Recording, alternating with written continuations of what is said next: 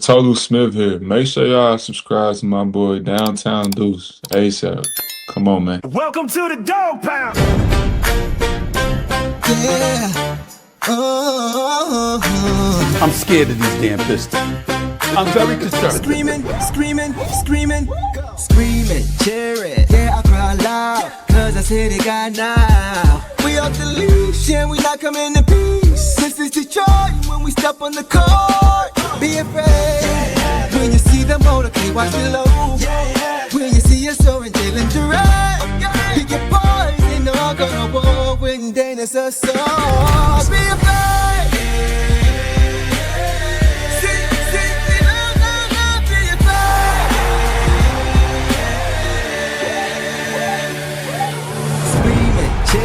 Yeah, I cry loud, cause you know we got now. We off the leash and we not coming in peace. This is Detroit when we step on the car. Be afraid when you see the motorcade, watch below.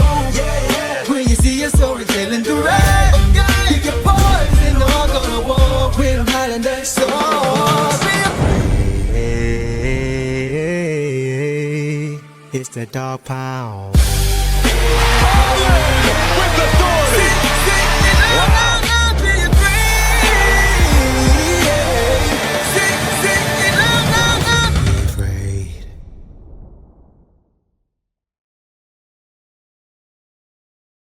What up, though? Welcome back to another episode of the Deuce and Boss Show. Guys, today is a great day. If you remember the 2004 Going to Work Pistons squad, then you know that this gentleman right here was a big part of why that team was so special. We have the other half of the Pit Bulls joining us today.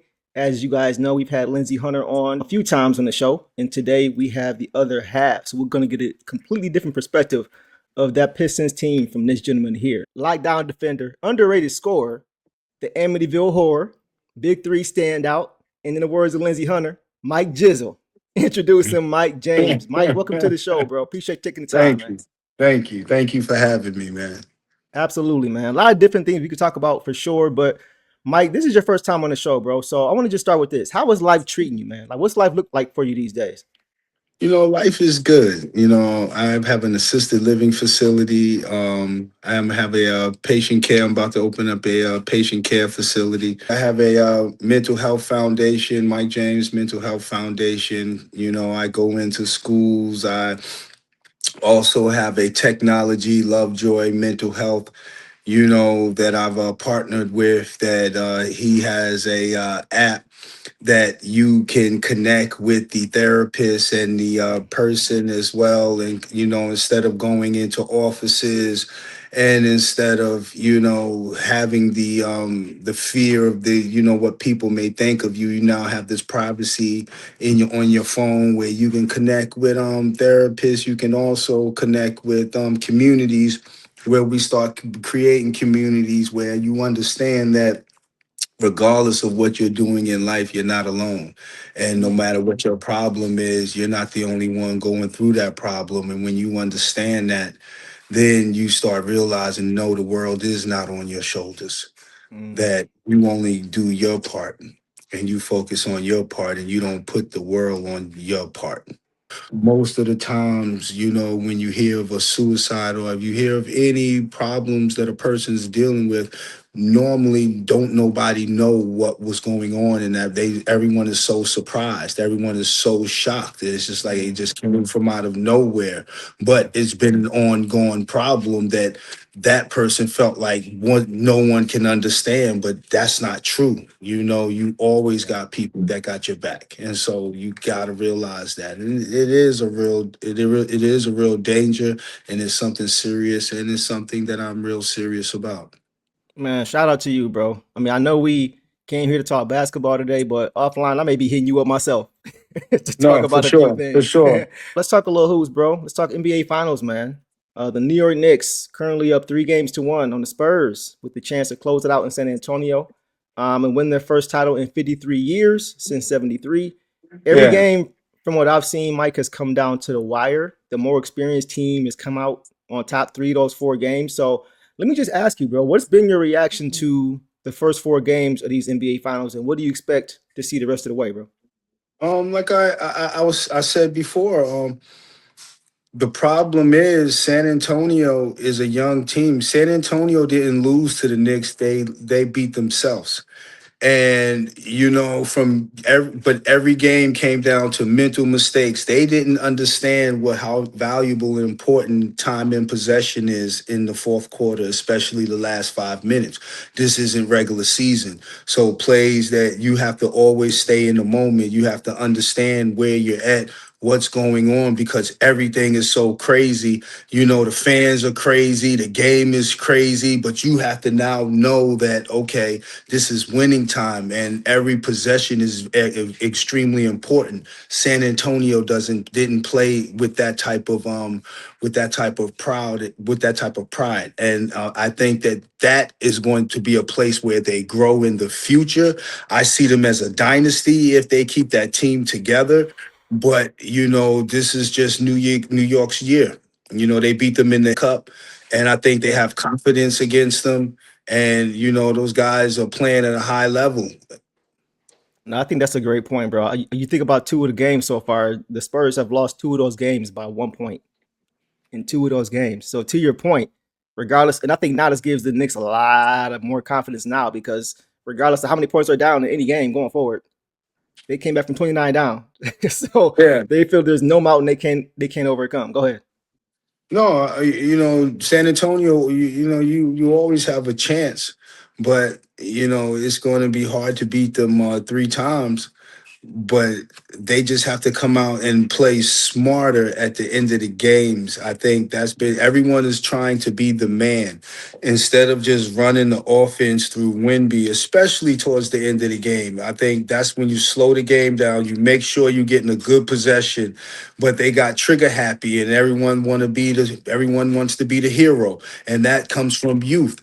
One thing I always tell people is that when you first the cycles of the game is the first cycle is you come in, you want to prove yourself, you trying to prove that you belong, you trying to prove that I'm just as good or better than anyone else, and then you learn, then you become good, and then you're going to be content with where you're at, but you have a certain level of your success, and then there's greatness, and those are the ones that are competing against the past of the game, the history of the game.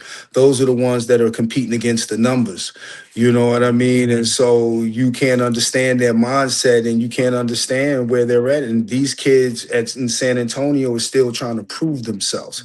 And so they're at that stage of the game themselves. Wemby, you can't deny his greatness, but mentally, he is showing his youth. Right. All of those Right. guys are showing their youth at the end of the game. And, De'Aaron Fox, one thing he shows is that, yeah, you can be a good athlete, you can be a really good basketball player, but when it comes down to the IQ of the game, I don't know if you're that point guard that keeps everyone under control. You still play like you're trying to prove yourself.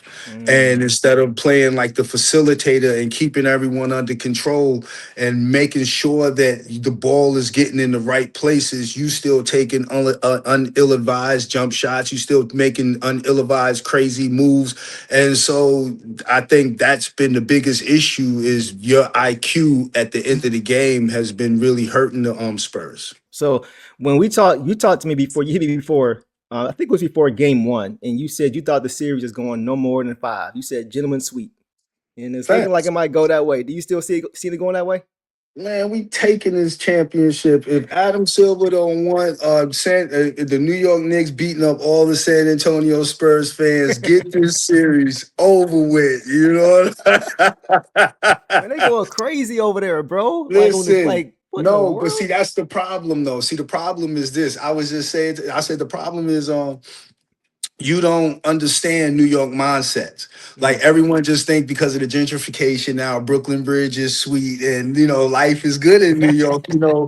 They don't really understand how serious we are about our fans. But now we're something like a Cowboy fan, but we're New Yorkers, and Mm-hmm. all the New Yorkers are on one accord.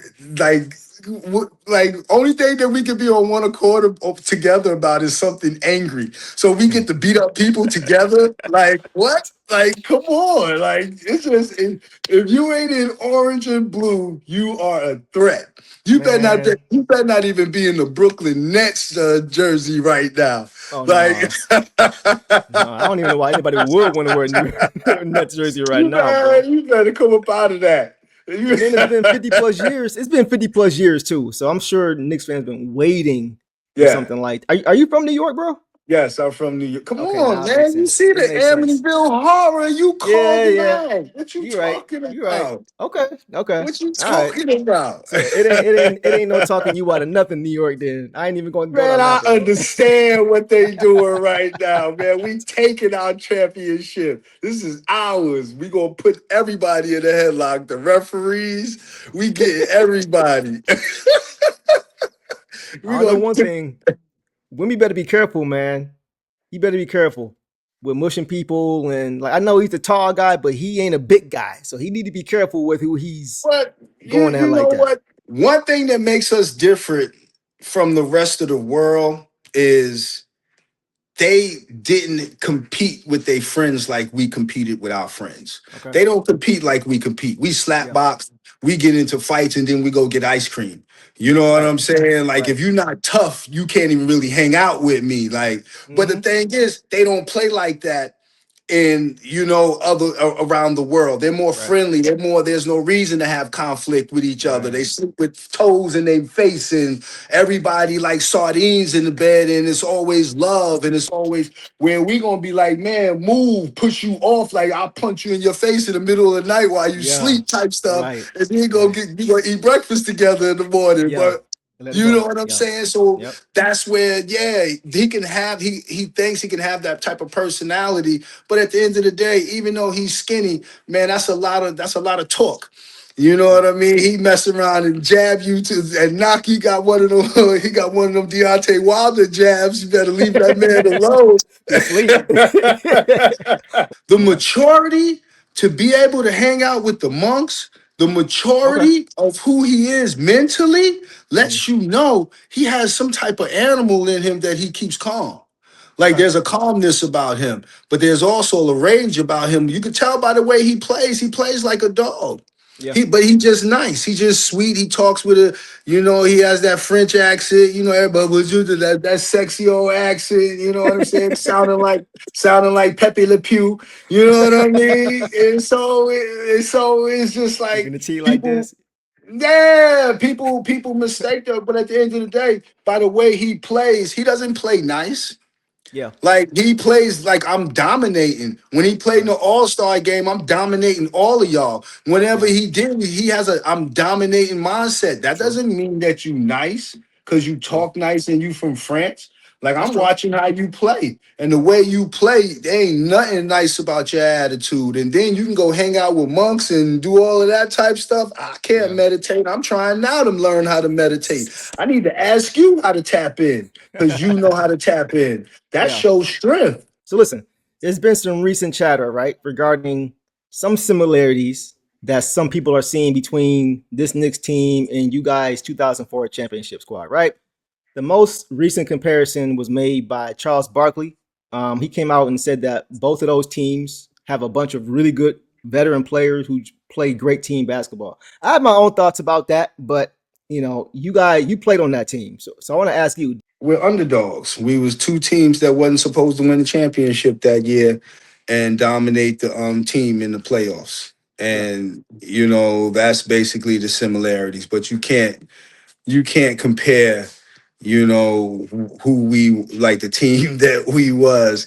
Like we had a really talented team. Like if you really think about it, the guys, I'm not even talking about the starting five. I'm mm-mm. talking about when Mehmet Okur got from under the wings of the power forward of Rasheed Wallace and Ben Wallace and had to, instead of playing 20 minutes and 13 minutes, between 13 and 20 minutes, and now he's playing 40 minutes. Mehmet Okur was an all-star in Utah. Exactly. When Carlos Williamson got off the bench in Detroit and he went somewhere else, Carlos Williamson, Big Nasty, was always a problem. Same Darvin thing Ham here. was always come on, like Exactly. all of these guys was myself included. And the funny thing 100%. is, Lindsey? Yeah. and Lindsey, I was willing to accept that role for the rest of my career. I was Mm, content to be behind Chauncey, being in Detroit. You know yeah. what I mean? Because it was one of the greatest teams I've ever been on. I've never been on a team where God, the whole team will go to the children's birthday party, and you'll Mm, see the whole basketball team at a 3-year-old's birthday party. I used to be like, man, what kind of mess is this? But at the end of the day, when you compare the Knicks, they have a good one, and they have a good. You always give yourself a chance with a good point guard and a good center. mm, And they have good pieces that these pieces have been coming, and they've been stepping up when it was time to step up. But mm, after that, they bench really haven't been giving them too much, especially at the guard position. right. And so one thing that we've done when we was in Detroit, we didn't let down. Our bench never let down. What momentum the starters had already started. We would maintain that momentum, or even if the starters came out stale, we would be the ones to ignite the starters. Like, come on, let's get going. And it was Yep. always we always played for one another. It was never any hatred. It was never. And so that's one of the things that I've always enjoyed that time that I was in Detroit. But comparison, man, quit. I don't You got see to it either, compare bro. us. You can't compare us to no team. And that's the sad part, is that we only can play in a simulation. You know Right. what I mean? We can't play, like, we only can take every era, every year it gets to say my team was the best team. And Yep. so you really don't get to understand really what you was really facing. Like, when the starters was in the game, Lindsey and I would be sitting next to each other, and I'll just be like, Lindsey, you see that, right? He can't go left, so i'm a i'm a I'm gonna turn him three, because I would be like, Lindsey, I'm gonna turn him 3 times in the back court. And as soon as he get over half court, I want you to reach it. He'd be like, man, I got him. Mm, And then Rip would already know he'll be lurking. He used to love when we used to come in the game. You know what I mean? Because Larry Brown would never let us score. He would always say, y'all not going to be sitting. We already got 2 jackers jacking all the shots up. We are not making substitutions and letting y'all come in and start jacking. So the mm. only way we could score was defense. So I was like, man, I want the ball. I was like, man, I'm trying to get buckets right now. So y'all keep calling me a defensive player. Nah, I want that bucket. That's What why you when I opened, I mean? said underrated scorer. You know what I'm saying? I had to throw that in there. You know what I'm saying? Because he was Yeah, there. but it was the defense. This is how I can get the bucket. Yeah. If I get the steal, I can get the shot. Right. So Right. I'm getting that ball. So I'm trying to figure out, oh, this what you do? Oh, this what you do? Lindsey and I'll be like, yeah, he'd be like, I see, Mike. He can't Mm. do this. Yeah, we got him. We just be like, yeah. Soon as we see where your flaw was, we'll be watching you while you playing. And we'll be steady studying you. And we'll steady be Mm. coming up with a plan on how we're going to play against you. And Mm. then when we get in the game, we'll steady be playing with you. I'll be picking you up full court, turning you, then I'll reach. And every time, as soon as you reach, as soon as you spin, you out of here. Hmm. Lindsey right there. Now you in trouble. Now you Rip right there, half court. You got somebody standing up in the other corner. Like, Hmm. everybody pushed up. It'll be about 3 people open under the basket, but you can't see them Can't get it because over you're there. Yep. scrambling now. So let's stay there for a second, bro, and talk about how that '04 team became complete, right? Because you came to Detroit from Boston at the trade deadline Yes. that year in that 3-team Yes. trade with the Hawks, right? And the Celtics. Yes. And obviously, we got Rasheed, he came here, you came here, Lindsey came back to Detroit. What was your reaction when you found out initially, I'm headed to Detroit? Did you know right away that y'all had a real chance to play for a chip, or was it like, we'll see how it goes? I didn't know what was going on. My agent said, I'm 99% sure you're not getting traded.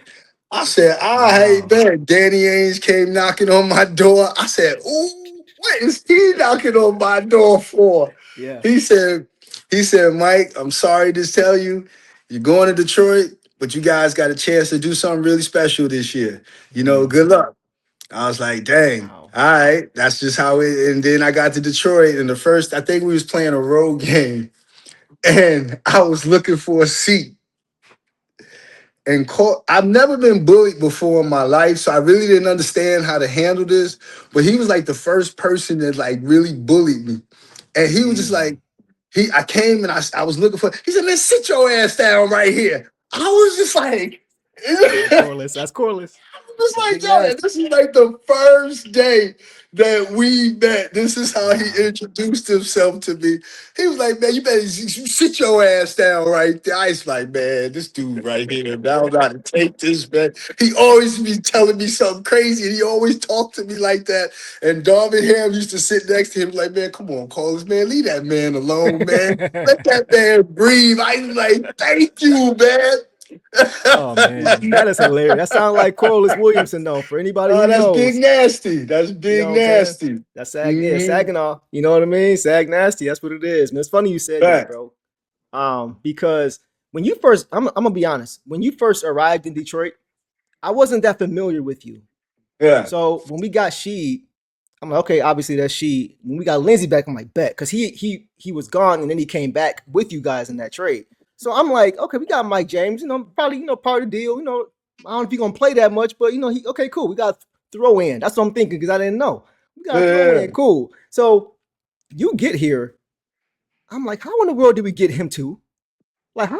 Like this dude, he can shoot, he can handle the ball, he can play defense, he don't turn it over, he can manage the game, he athletic. I'm like, how, Joe D? How in the world did you get him to? It almost felt like we had too much talent on our bench because I felt like at that time you was a starter level player. Lindsey was a starter level player. Cole is starter level player. Okur starter level player. So I'm like, how in the world did we get Mike in this trade, bro? Like I felt like you were slept on. Nobody was really familiar with how good you were until after you got here and started contributing right away. What was that like for you?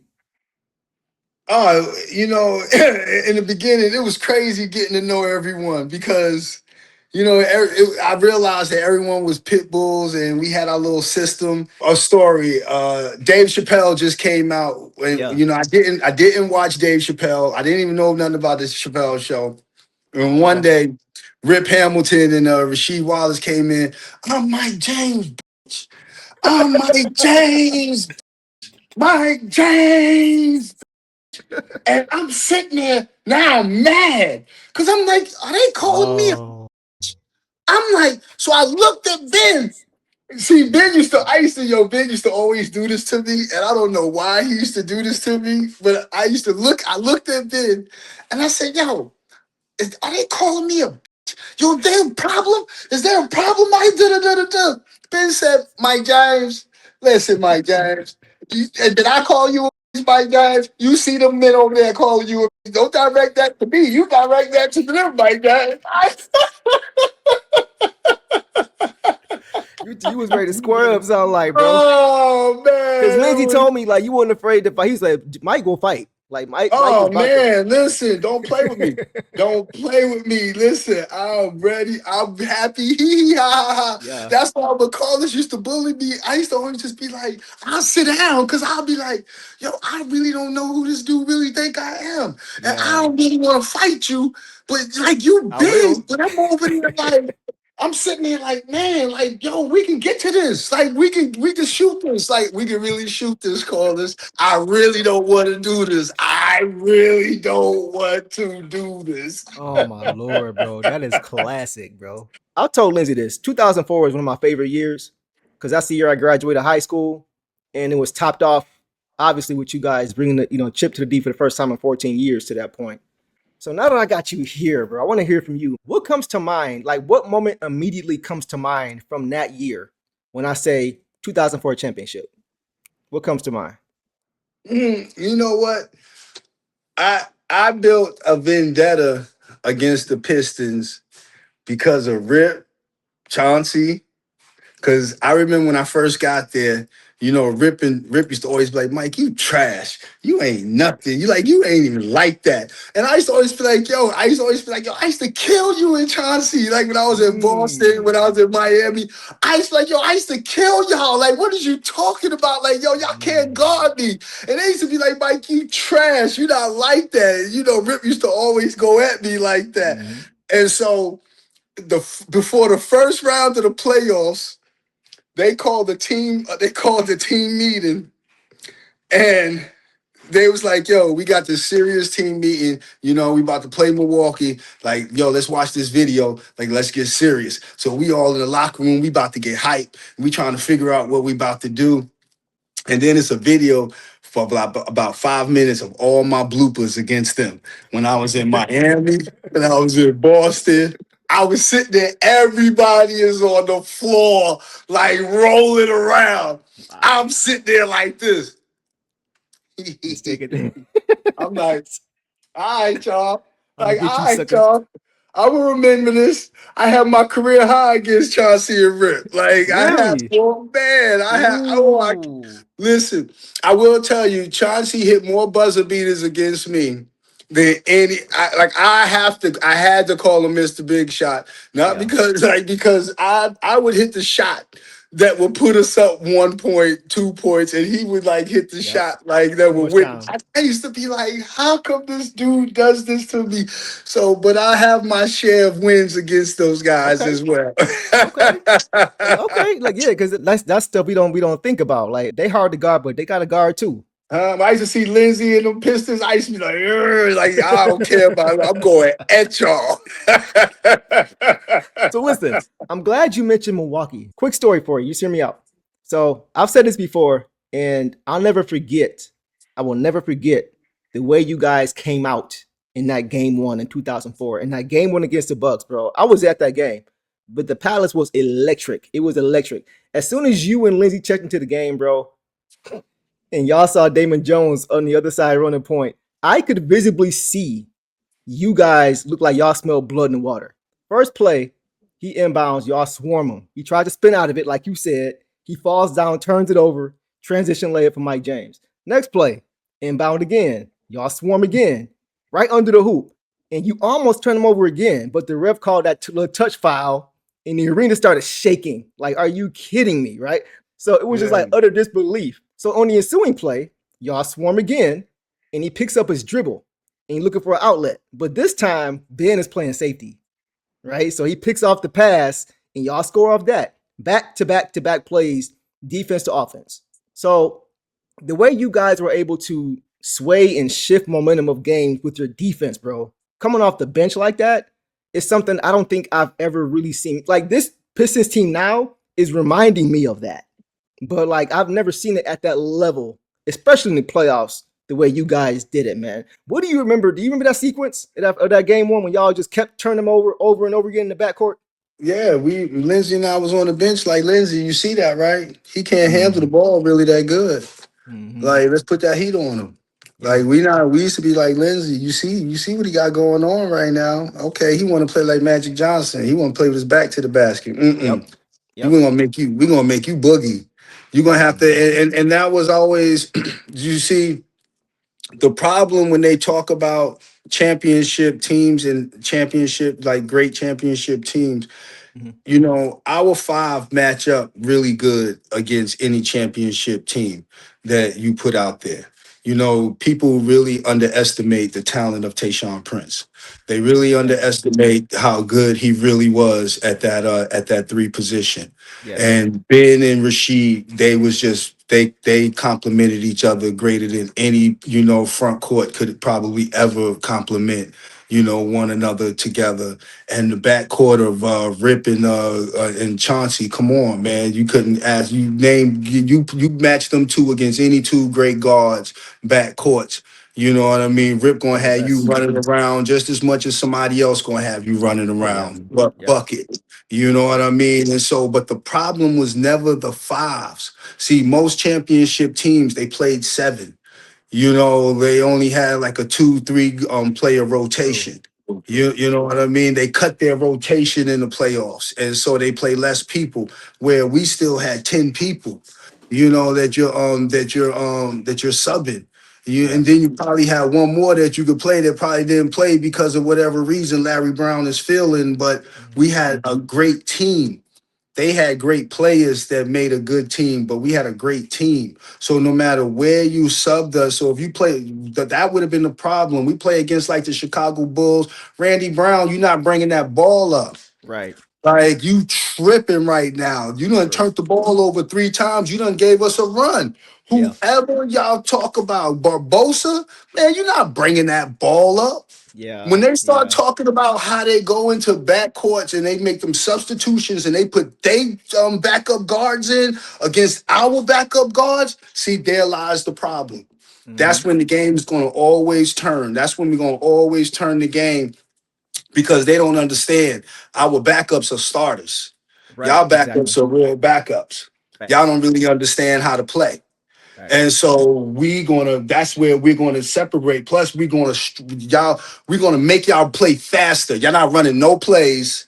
Y'all ain't gonna run no plays. Y'all just gonna just be getting up and down the court. We just about to hoop. And I don't know if y'all can hoop with us like that. No, they You know couldn't. what I mean? Like we Yep. hoop. That's how we practice. That's how we play. Like we just hoop. We run plays. We got a couple of offensive plays, but we get it on offense. But then on defense, we take everything up. We take everything into the front court. So now Yeah. we just turn that pressure on. Everything is still man to man, but we just playing off each other. We just reading. We just seeing who's open, who's not. Sometimes two people might run to the same person, but then somebody else gonna run to this person. Just go. Yeah. Don't think about it. You know, if you trust me, if you got my back, you're gonna be there for me on defense. That's how we Yeah. looked at it. Ben would always tell me, Rasheed would always tell me, yo, don't foul him. Just make him play against you. And when he make a play against you, back off him. I got that. I'm coming. Yep. Like, so Yep. we always knew someone was coming. We always knew someone had our back. And so Facts. we always knew someone was in the game that wasn't afraid. They was ready. And that was the difference with our team. It ain't got nobody scared on our team. Everybody dogs ready to fight to go down. And I think that's impressive because if nobody had told me, if I wasn't a Pistons fan and nobody told me that you and Sheed weren't on the team for years, I wouldn't believe it. That's what's impressive. It's because you were only there for a few months, bro. She was only there for a few months. How in the world did you guys find that chemistry that quickly? Was it because you were already a vet? She was already a vet. Y'all knew how to play, or were y'all always talking like Isaiah and Joe D on the phone, like you and Lindsey? Like what made it work that quickly that year? Real recognize real. You know what I mean? When you're a fraudulent person, people check your personality and your attitude at the door. True. And now what they did, like they're gonna turn against you. But when you a real one, you know what I mean? It's always love. It was fun. It used to be I was so real. I go to Chauncey house. Chauncey, he'll never say it, but he'll always show me like his fans mail about how Rip shoots all the balls and how you need to be shooting more and Rip be trying to take all your shine and I don't understand why Rip always think he's all that. And then I'll go to Rip house. He would never say it, but he'll let me read his fan mail and they'll be like, Yeah. yo, Chauncey be shooting too many shots and you Wow. need to. And I'll be sitting there like, why y'all put me in the middle of this? And why do I need to know this, right? They're trying to read your reaction. Like you Yeah, agree? You they agree? never said, and I wouldn't say nothing. I'll be like, man, that's crazy right there. Like, man, you should have heard what Chauncey fans say about you. Oh man, that's hilarious, bro. That is funny stuff. So look, man. I've said this before to Lindsey. You talked about you and Lindsey, how you guys were the pit bulls, right? Ron Holland and Javonte Green on this Pistons team. What they do defensively, it reminds me a lot of you and Lindsey. Like you guys are the pit bulls. I call them the grit bulls. Because even though they're wings, they still bring that same kind of fire, that same kind of relentlessness, that defensive toughness. They get up into you. They physical, right? They turn you over. They get out in transition, easy points, all the same things you guys did. Do you see any similarities between those two guys? Because I feel like when they're in the court, they wreak a similar level of havoc. Of course, defense is a skill. Defense is an athleticism. Defense is will. Right. Defense is hard. It's harder to backpedal than it is to run forward. And so it takes more mental toughness to be able to want to be a defensive minded player. And to have that type of mindset, it makes the team better. It puts the team, and you always give yourself a chance to play. Your scoring can be hit or miss. I've played for coaches before. You miss two shots. You coming out the game, even though you got 2 steals. But I've played with coaches before. You get 2 steals, you might get 2 more shots because you out there playing defense, and you. So when you have someone that's that type of energy, that's championship team caliber play, and so you need guys like that, and it's contagious. When you see somebody stepping up like that, and you see another player stepping up like that, you can't be the players all the way back like this. You stand out like a sore thumb. It's like you making it easy while we're making it hard. You want them now make it easy for them, and so you know what? It's almost like it gets contagious, and you see other players doing it. It's like, man, let me step up on my player now. I got to make sure if they doing that, I got to do my part, and so that type of mindset is a mindset that it's always valuable regardless of what team you're on. That's why Larry Brown used to always make the statement, play the right way. Yeah. Play the right way. And I used to always say, what does that mean? That means if I have a problem with you, I'm not going to bring it on the court. If the pass is there, I'm going to pass it. If the shot is there, I'm going to shoot it. Yeah. But I'm never going to have a hidden agenda. I'm going to play the right way. I'm not going to cheat the game. I'm not going to, you know what I'm saying, bring no nonsense into the game because of my feelings. I'm going to play the right way. And as long as you keep that type of mindset and that type of agenda, you always set yourself up for the good of the game to come to you. You spoke about the depth that team had as well. Obviously, the best 5 alive. We talked about the bench. You, Lindsey, Corliss, Okor, even Eldon Campbell, rest in peace. Darvin Ham, all those guys. Last time Lindsey was here, we agreed that had that group stayed intact, you guys go back to back.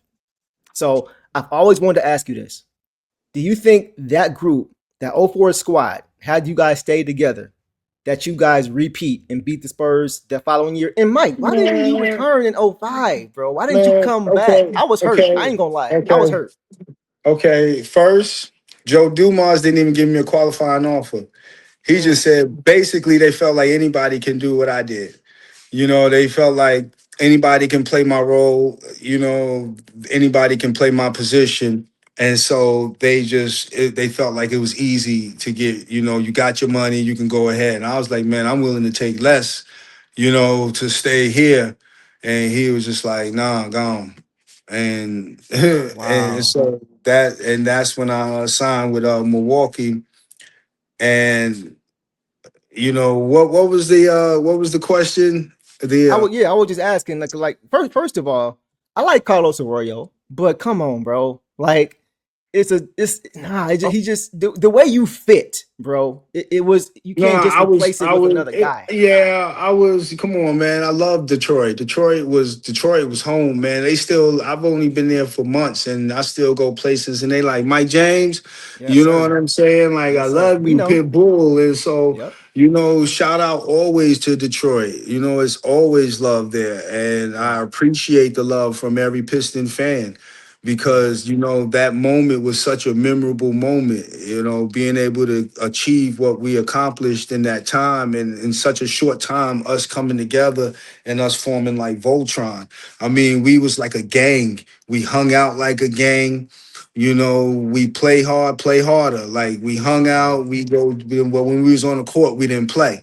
We're not playing with you, we're not even out here playing with y'all. And so that was our mindset. We going to separate ourselves from y'all from the beginning. As soon as we letting you guys are not on our level. Mm-hmm. We're not competing against you. We're trying to show you guys you're not on our level. So that became like our kind of our mantra. If I came back and we played against San Antonio definitely wouldn't have done what they did to us. They had a hard game going in the Eastern Conference Finals, and listen, I always had something with Tony Parker. Before Tony Parker signed with the Spurs, I played against them in France and killed them. So I already knew him. So he knew me before. So when the Spurs drafted him and I saw him, it was always just like, man, gone with all that spin stuff. I ain't rolling. Like, we ain't doing all that tonight. All that right there. And I'm cutting that right hand off. I'm chopping your right hand off, and I'm making you, and you're not coming back to your right hand. Absolutely not. And so Go ahead. Go ahead. And so, yeah, and I told Chauncey that, y'all, if I would have stayed with the Pistons, y'all would have won the next year. For the simple fact, y'all already knew that I would have put the guard man. I just, it was something different about the way we play defense, and it was something different about how we played together as a team, man. And it was just, Man, you we and was Lindsey doing, Hawk and Tony Parker would have been fun to watch, bro. man, we ain't going, we ain't going, we Nope. ain't going, we ain't Ah, going. man. I know it's up water under the bridge now, but like me and Lindsey, we talk Yeah, about for that. Like, sure, for sure. man. You know what I For mean? sure. Lindsey needed me to have his back. It's Yeah. different. Like him Yeah. and I, like we was like freaking frag. Like for whatever reason, we worked well together. Yep. You know, we figured out a chemistry. It was weird how we really was on that court and we never practiced it. We never we never really even talked about it. We cracked jokes on each other and played more than anything else than talk basketball. We talked about the Lord. Wow. We talked about the Lord more and had Bible studies more than we talked basketball. We had moments where we'll talk basketball, but it was our IQs connecting. It was what Exactly. we already know. You know, it was like the old school AAU teams. You know, we ain't practice. Like we go straight out to the game, but we know how to play with each other. Like I'm Right. nice, I'm gonna do my part. You nice. I know where you want the ball, but you Yeah. know but it's five of us, all superstars in whatever environment we're from. But we learned how to play. That we know our IQ teaches us how to play together to be able to play with people better than us and be able to bow down to the greatness of another player, but also be able to let what comes out of you, let your greatness also come out Facts. and play the right way.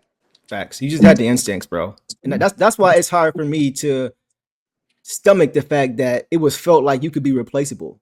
You know, it doesn't happen often where a guy just comes in and there's just this synergy immediately. There's chemistry immediately to where you really ain't got to get caught up to speed I, like that.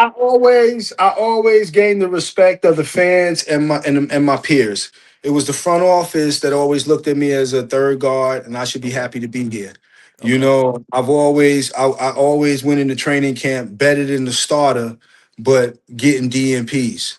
You know, I always went in challenging the best player, but I'm sitting on the bench, and so I had to be perfect in order for it to make sense. You know, if I make one mistake, if I do one thing, it was always tough for me. So they always didn't really appreciate, the front office really didn't appreciate and value what I bring to the table. But my peers, when they knew they was playing against me, they went to sleep the night before. They didn't go to the club.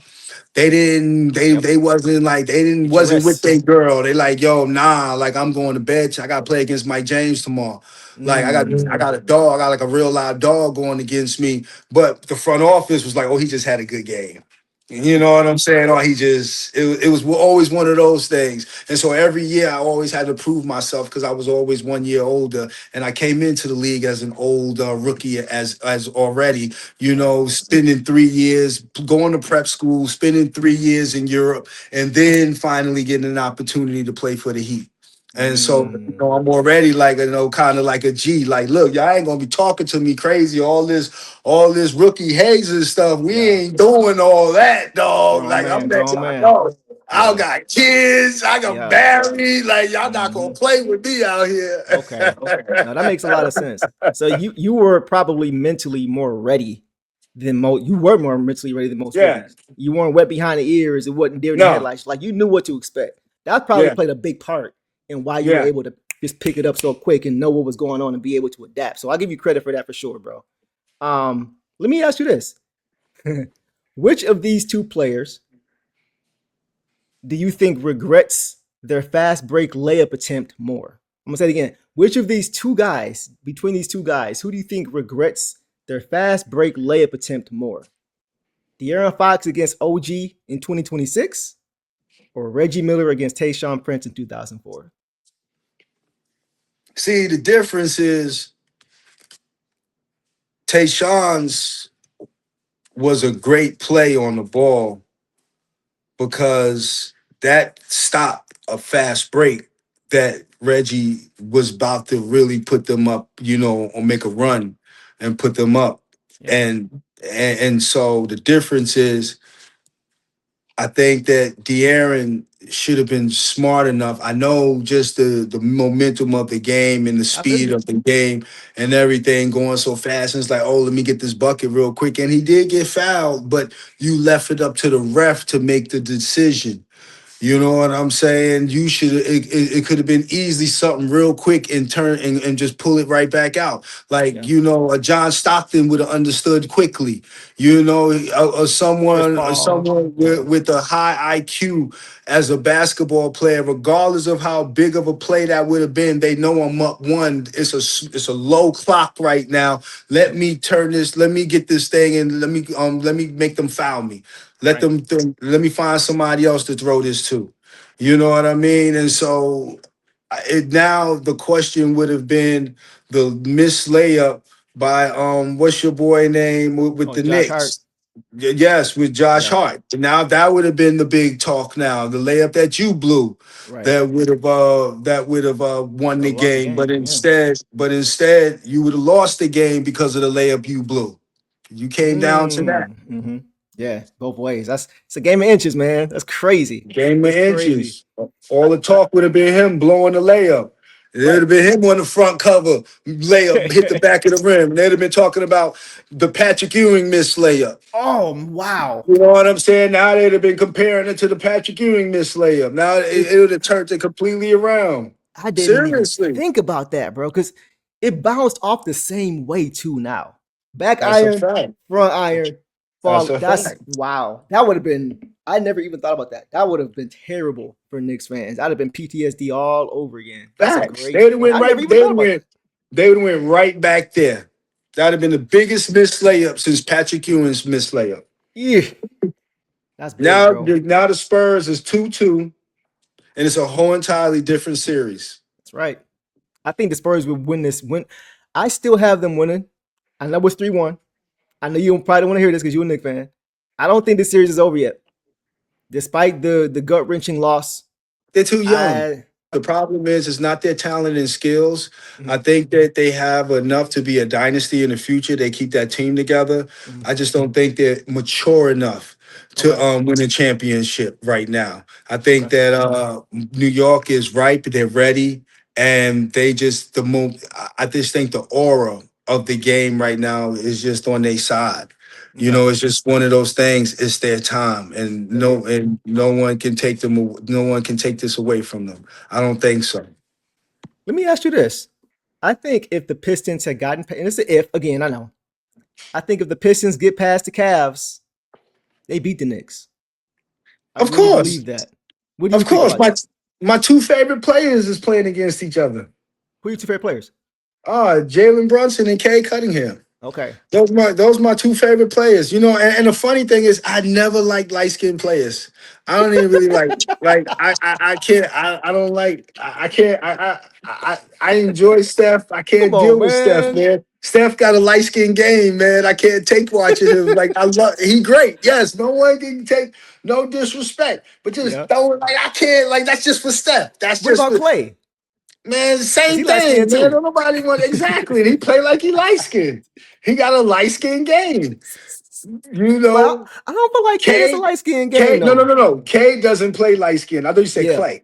K Okay. doesn't play light skin. Yeah. Like K plays like he dark. K got Like your K complexion. got that. Oh man, he just came out that complexion, but he chocolate. He dark skin. He Yeah. got that inside of him, Yeah. That and I dog. think Jalen plays the same way with Agreed. that toughness. They play like they've been there before. I love how they celebrate success.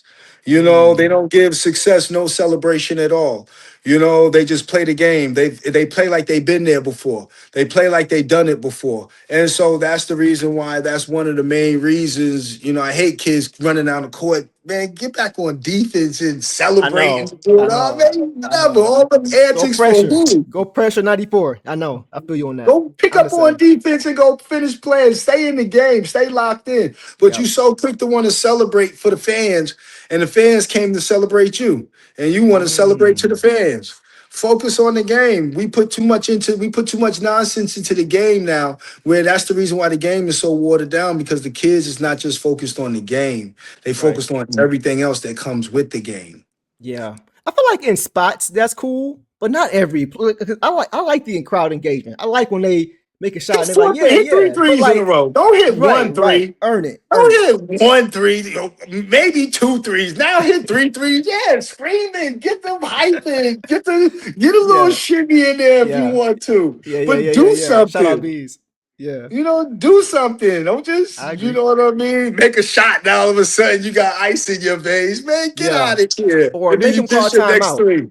Make them And call then you, timeout. Dead yeah. ball. Now you can do something. You know what I'm saying? Now That's you where can I'm at. do something. Okay, Facts. okay. Facts. Funny story. I was in Toronto. I was playing against the Pistons, right? Mhm. And Rasheed Wallace, all the guys was on the team. And the coach is putting us, we about to huddle up. And the coach said, Rasheed came up to the coaches, he came up into our huddle and was like, pass the ball today, Kobe James, Michael Iverson. Your team want to play with you also. Pass the ball, Kobe James. So all my teammates was, and I'm looking at Sheed like, yo, you serious? He was like, don't be a nut today. So I'm like, yo, come on, man. So the game starts. So it was one stretch in the game. I hit 4 threes in a row. So now I'm screaming, I'm going crazy. Larry Brown calls a timeout and he walks me all the way to the bench. And he was like, what are you doing, son? He was like, are you going to pass the ball to your teammates? Like, are you just going to sit there and just shoot all the balls today? And I'm sitting there walking to my bench like, coach, Oh, like, right, because you was on the other team then. Okay, I like, got you. I'm sitting there Wow. like, coach, I'm walking to my bench, like, and he's walking me to my bench, cussing me out for shooting all. And I'm like, coach, your team is like over there, man. Will you stop Yeah, this like right yeah. now? He was just So salty because you was on the heater, bro. That's why. it was always like that craziness with like that team though. Like That's I can funny. imagine. That is hilarious, bro. I don't think I've ever heard that before. Where Yo, coach that is was crazy. That was that's crazy. wild. Oh man, that was crazy. Larry was Ripping crazy. Chauncey's like, yeah, go ahead, LB. Keep talking about Jay. No, he just ran out. He called timeout, and he just ran out and was just yelling at me and was like, "You just going to just shoot all the balls today? You just going to why don't you just pass it? Somebody else want to play?" And I'm steady walking to my bench Wow. like, "Coach, uh, I ain't wearing the same jersey, bro. yeah, like I'm supposed to do that now. Like, what is Right, wrong with y'all?" right. So he was this before or after you came here? This was after. Okay. Oh, so he knew your game then. Okay, okay. Yeah, of course, of He's course. We probably had mad that that you weren't relationship and playing that for us no bond more, bro. already. He's probably Like, mad that he man, ain't like have you no more. y'all should have kept me. Duh. Yeah. Oh, so you was out for blood that game. That's all that was. You was out for blood. That's what that was Oh, every about. time I played against him, I was out for blood. For Okay. the remainder of my career, every time I saw Chauncey and Rip, it was just red. Like I went back Mm. to that video. Oh, the blooper video. And No I'll be bloopers like, tonight, fellas. yeah, Y'all got the I'm gonna bloopers get tonight. y'all. Thoughts on this current team? What is your take on this Pistons team? Do you think with this core that we have that a championship, at least a finals appearance, we talked about the Spurs, at least a finals appearance, and maybe even a championship is a possibility with Cade and Jalen Duren and Asar Thompson and Ron Holland and Stu and Dennis Jenkins, like the core, right? Do you think if we add a piece or two here, we can get over the hump? Because I feel like the last couple years we've been right there as far as the play here, play there, and we in the conference finals the last 2 years. What are your thoughts on that, bro? On this current team? I mean, I think you guys have the regular season record was great for a reason. You guys had much success these past few seasons. I think you guys are right there. Like you said, one play this way, but at the same time, what do you bring? I know Durham. I don't know how. See, this is the problem with players. Talk to me. There's the preseason, regular season, playoffs. You can have a guy that has so much success in the preseason, but no one's really playing. They get in shape, they get in their rhythm back. And then you have the regular season. That's when you're going to get your core players, you get into the rhythm of the game. But all the regular season is the jockey for a playoff position, but get you ready for the playoffs. And the playoffs, the energy now has to change. If you're still in a regular season mindset, you know what I mean? You're not ready for the energy that you're about to face. Even the fans' energy is different. The Yeah. first round, they clacking them. They're not clacking those little things. They're not going crazy and hollering the whole entire game during the regular season, where the whole energy changes in the playoff during that whole time. And so if you're not a player, if your game doesn't go with the momentum and the energy of what the playoff energy is like, and you still have that regular season mindset and that regular season energy thinking, oh, what I did in the regular season, I can just do the same things now in the playoffs. Absolutely not. You're always going to be a step behind. That's why, like someone like James Harden, I look at James Harden and he has a regular season game to me, Yeah. where it's not that he can't play good in the playoffs, it's that everyone is on a different frequency than him. He hasn't realized that I have to change my energy. He's still on a regular season energy. His game ain't changed, that what you see during the regular season. But at the end of the day, that ain't working in the playoffs now when double teams is coming at you, people picking you up 94 feet, and you still want to be all slow and methodical and all loosey-goosey when every possession matters, every turnover matters. Time and possession is so important and serious, and you still out here playing. And you're not getting them same calls you was getting in the regular And season you either. can't, because everybody changes. Even the referees get a little tougher. Right. You know what I mean? So everyone, the momentum has to change, and you have to change with it. And I think that has to be one of the things for the big fella, Durham. He had such a regular season mindset in the playoffs. And when you got to bring your energy up, you got to be rebounding more, you got to be blocking more shots, you got to be talking more on defense. All of that just cool. And it's not just about points, it's about your value other than what your points can bring. Also, you can't be having 4 and 5 rebounds, 1 block shot. You got to be athletic and energetic and a paint controller. And that was the one difference between Ben Wallace and everyone else. Ben Wallace controlled that paint. You know what I mean? He may not have scored the points, but he making sure you going to be in that paint. Don't know if you want to make a layup or if you want to pass right now, because you don't know if he going to come punch it or if he going to come steal it, because he has such a high IQ at that position. And that's but he was energy. At the end of the day, he was just energy. And that's what made Ben wasn't nothing more than what his energy brought to the team. And I think that's what he has to be, is the energy. And if you don't have that energy, you don't have that big man that's really going to be the difference for your team. I think part of it is, like you mentioned, his youth, which is what you were saying about the Knicks and the Spurs and why that's playing out the way that's playing. For me, it's about steps. Just, you're not going to go from a first round to the championship next. Like, it doesn't usually happen that way unless you make a bunch of changes. So I think with JD, him being so young, in the regular season, you're going game to game to game to game to game. That team may not see you again for another couple months. But in the playoffs, when you see that same team over and over again, and they can make adjustments, they can find your weaknesses. Now you got to have a counter to that. And I feel like he didn't have enough counters, at least offensively. Your point is taken about just the energy. Because I said to myself, I was telling everybody, if he just brings the energy and plays tough, he'll average a double-double without having one play drawn up for him. He's just big and strong. You know what I'm saying? So I think it's like you were saying, it's the mentality. Right. He don't play big and strong all the time. Yeah. He doesn't play his muscles and his size all the time.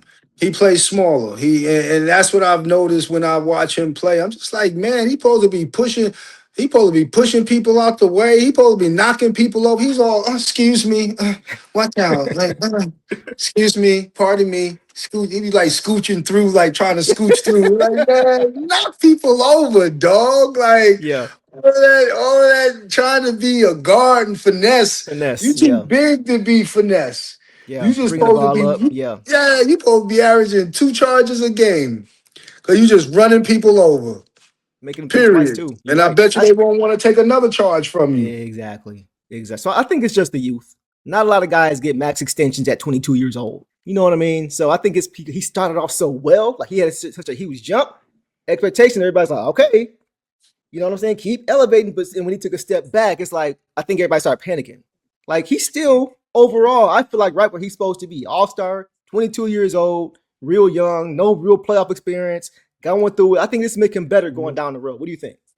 regular season, let's see if he has a regular season mindset or is just some people just not built for the playoffs, man. You Like don't think he is? you got great players that never you got great players that averages 20 for their career Mhm. and playoffs come around, they averaging 9, they averaging 8. They can't, it's just something about the playoffs that either you got it Okay. or you don't. And that's an internal thing.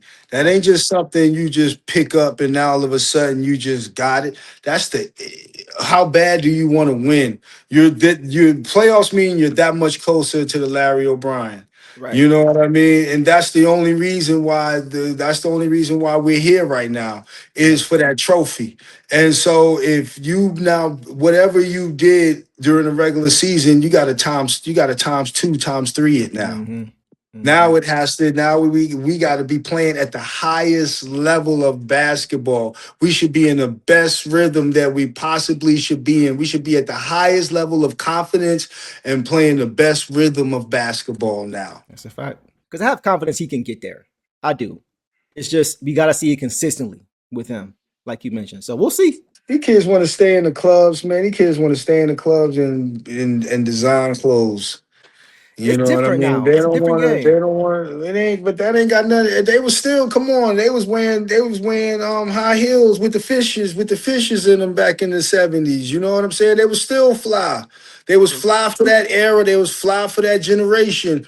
But when they stepped on the court, they was still who they said they was when everybody said who they was. They Mm, still held up their name. They yeah. still made sure y'all gonna respect me in this game too. When I'm Right. gonna walk off this court with these high heels and these fishes with these gold, y'all see my goldfish, y'all see my feather hat, y'all see how fly I am. Don't even worry about what's going Yeah. on. Yeah. But when Yeah. I Yeah. step on that court, I'm not playing with nobody. I still have my 35, 12 assists, 10 rebounds, 3 steals. Don't worry about what I got going on. Right. Don't matter as long as you're producing on that court, not hardwood. That's a fact, bro. Anything else you want to get into before I let you out of here, bro? Man, it was a pleasure. I appreciate you having me, man. Thank you for having me anytime. Make sure you guys drop your favorite moment from the 2004 Pistons run in the comments. And while you're at it, show some love to my guy, Mike James, man. Detroit Pistons NBA champion. So, guys, make sure you guys are definitely tapped in with him on Instagram as well. You can find him at who_Mike James 13. Who? Mike James. Who? Mike James. Back then they didn't want me. Now I'm a champ and they all on me. You know what I mean? But guys, that is a wrap for this episode, man. Hope you guys enjoyed it. And as always, we appreciate you for tuning in. And y'all know the drill, man. Detroit versus everybody. Peace. Destination restoration. Destination restoration.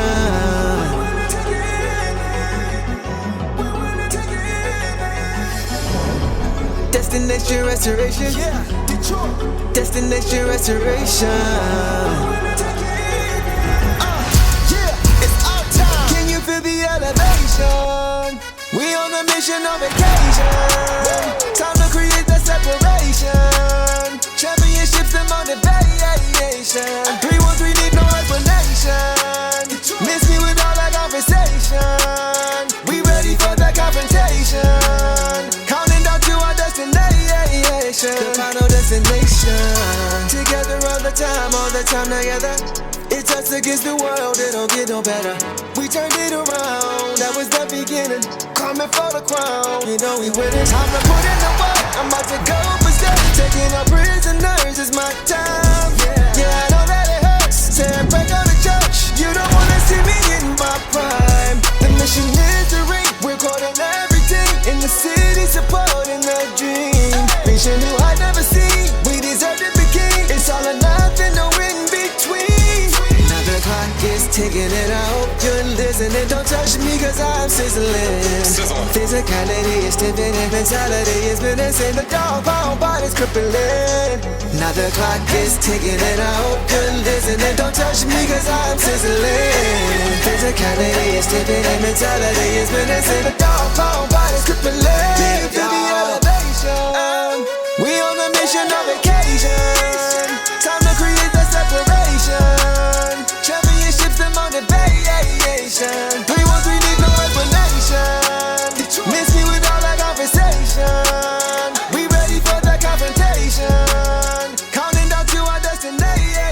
vacation, final destination.